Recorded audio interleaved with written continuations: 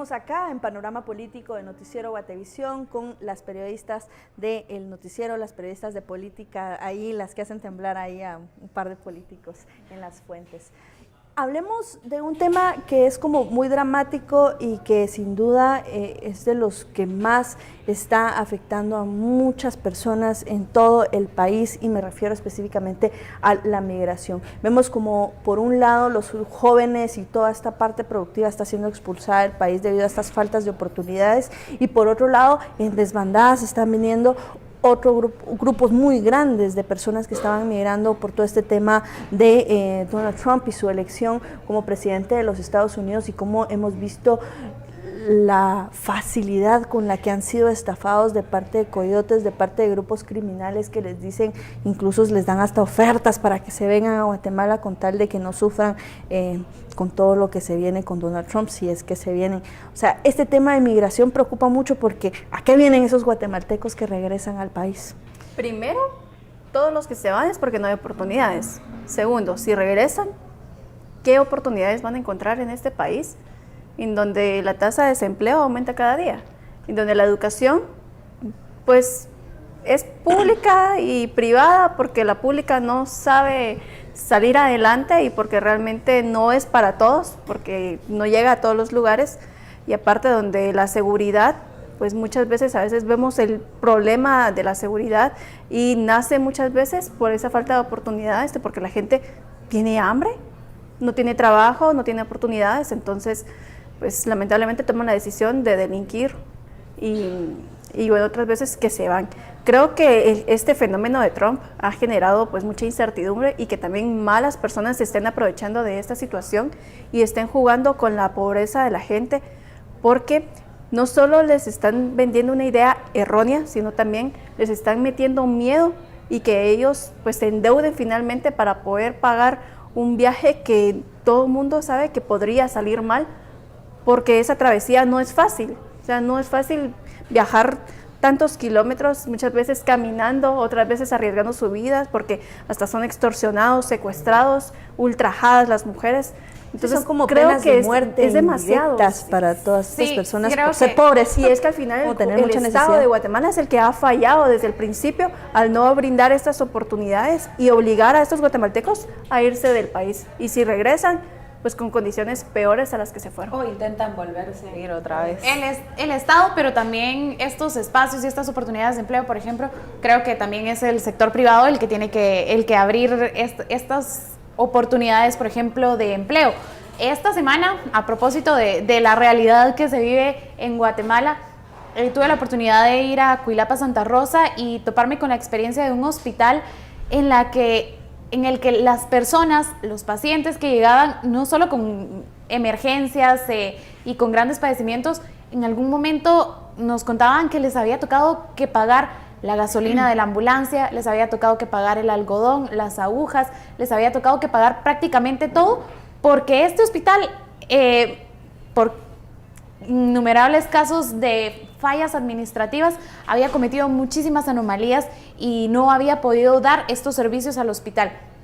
Como pasa con el hospital, pasa con el sistema educativo. Como pasa con el sistema educativo, pasa con el sistema de seguridad. Entonces, realmente, si vemos y si en algún momento o eventualmente Donald Trump llegara a cumplir con esta promesa de deportaciones masivas, ¿qué espacios y qué oportunidades se vienen a topar aquí a Guatemala? Realmente son muy pocas. Y es que precisamente todo este resultado de los malos manejos, de la corrupción, de una falta de planificación, termina afectando al ciudadano de pie. Esta semana, haciendo una nota respecto al retiro del ejército este año de las calles, en la comisaría del Milagro, estábamos buscando el centro de operaciones de la Fuerza de Tarea y llegamos a la comisaría. El panorama al llegar fue los policías encima de la patrulla tratando de arreglar, ayudándole al mecánico a arreglar la radiopatrulla con la que se patrulla en una zona bastante peligrosa, una zona roja del país. Y es ahí donde uno dice qué está pasando, porque vemos a los policías que en vez de estar siendo ocupados en sus tareas de dar seguridad, están arreglando las radiopatrullas. Y como ese caso, podríamos mencionar una infinidad de casos, y en lugares donde ni siquiera tienen una radiopatrulla Y quizá para... y eso además hace que la percepción ciudadana, por ejemplo, sobre la policía, por el caso que tú mencionas, sea, a mí el policía no me sirve de nada, no me sirve de ayuda, es más, le tengo miedo porque lo que puede hacer es pedirme soborno. O sea, eso hace que esa percepción ciudadana crezca, porque realmente la policía no está siendo una figura institucional de autoridad, sino que prácticamente cae a esos niveles de burla y de lástima en algunos casos. No es el único caso el que tú mencionas, hemos visto cómo policías tienen que comprar sus propias balas, andan con zapatos rotos, o sea, cómo van a enfrentar, o empujando radiopatrullas, cómo van ellos a venir a enfrentar cuerpos criminales que tienen lo último en tecnología para atacar a las autoridades, al narcotráfico,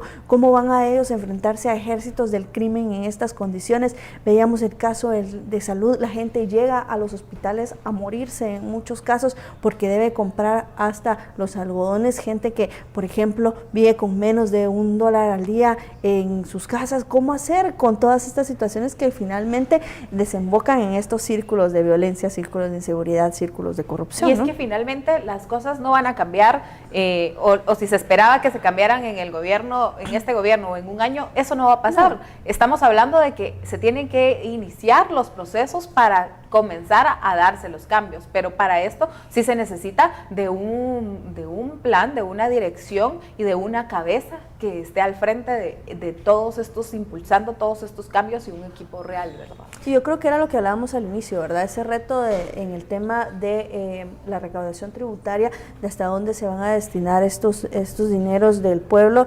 Es cierto, hay muchas necesidades y ya el dinero como que está repartido ya en todas las carteras, pero no podemos dejar de lado, por ejemplo, el tema de la educación. O sea, veíamos cómo las escuelas públicas están siendo saturadas por los padres de familia que quieren inscribir a sus hijos y los van a inscribir a un sistema que cada vez exige menos a los maestros, por ejemplo, para dar clases. O sea, estamos educando gente que más adelante va a vivir las mismas o peores padecimientos que los que estamos viviendo actualmente. O sea, todo es un círculo, ¿no? Y otra cosa que hay que mencionar y que he escuchado muchos comentarios en la calle, ¿qué va a pasar con las carreteras del país? Huertas hablaba del tema de la inversión, de quiénes son los que generan el empleo. Y para generar esto también tenemos que tener un sistema de carreteras ideal, y lo que hemos visto en este tiempo son procesos burocráticos para finiquitar obras como Oderbech, un caso de corrupción que no ha impedido que el mismo ministerio pueda avanzar en el tema de ir mejorando las carreteras, o en ese caso la carretera que esta empresa iba a desarrollar. Comunicaciones, de hecho, fue, si no estoy mal, la cartera que menos ejecutó durante el 2016, cerró con aproximadamente 57% de ejecución. Es decir, estamos hablando de casi gastos solamente de funcionamiento, mientras que los guatemaltecos en muchísimos poblados, en muchísimas comunidades en el interior del país, son ellos mismos quienes están construyendo las carreteras porque están realmente inservibles. Y son datos absurdos los que uno ve, porque uno compara, por ejemplo, Dulce, la cantidad de muertes materno-infantil por falta de transporte en las poblaciones, y vemos cómo Guatemala es uno de los países con más transportes aéreos. O sea, toda esa inequidad es la que finalmente nos está matando si no hay políticas públicas que ordenen el país, ¿no? También la forma en que se ejecutan los recursos, porque al final de cuentas hay muchos ministerios que tienen recursos, pero se les va más en el combustible para los funcionarios públicos, por ejemplo, en los viáticos, o también en el pago de muchos bonos y prebendas que tienen los pactos colectivos. Entonces, al final también vemos que sí hay recursos, pero también la manera en que se está ejecutando por estos mismos pactos o convenios no logra realmente dar el funcionamiento o el servicio que se necesita y que la población lo requiere.